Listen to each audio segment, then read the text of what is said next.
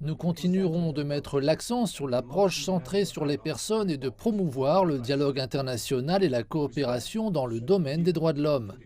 Le respect doit être accordé à la tâche des droits de l'homme choisie par chaque pays, à la lumière de sa réalité nationale et des besoins de sa population. Nous nous opposerons à toute tentative de saper la souveraineté, la sécurité et les intérêts liés au développement de la Chine sous prétexte des droits de l'homme.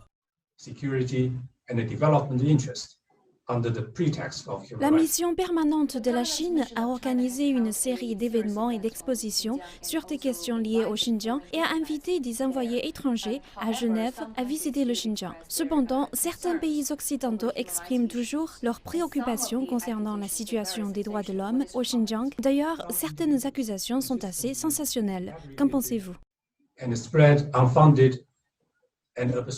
Certains individus fabriquent et répandent constamment des mensonges et des calomnies non fondées et absurdes contre la Chine dans le but de salir son image en manipulant les problèmes liés au Xinjiang et de saper la sécurité et la stabilité de la Chine. Nous nous opposons avec fermeté à la soi-disant enquête sur la présomption de culpabilité. La tentative d'attaquer la Chine au Conseil des droits de l'homme ou à d'autres occasions en manipulant des questions liées au Xinjiang ne mènera nulle part.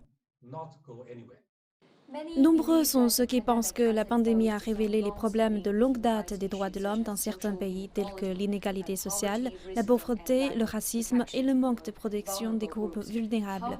Comment cela affecte-t-il les efforts futurs en faveur des droits de l'homme? En effet, les inégalités mondiales sont exacerbées. Le fossé nord-sud se creuse et la mise en œuvre du droit au développement est confrontée à de nouveaux défis. Dans certains pays occidentaux, la discrimination raciale et la xénophobie s'aggravent. La désinformation et les discours de haine se répandent. Certains pays sont obsédés par la politisation du virus et à salir les autres. La demande légitime de vaccins de pays en développement ne reçoit pas une attention suffisante. Nous espérons sincèrement que les organes multilatéraux des droits de l'homme se concentreront sur des questions telles que le développement, l'égalité et les moyens de subsistance des populations.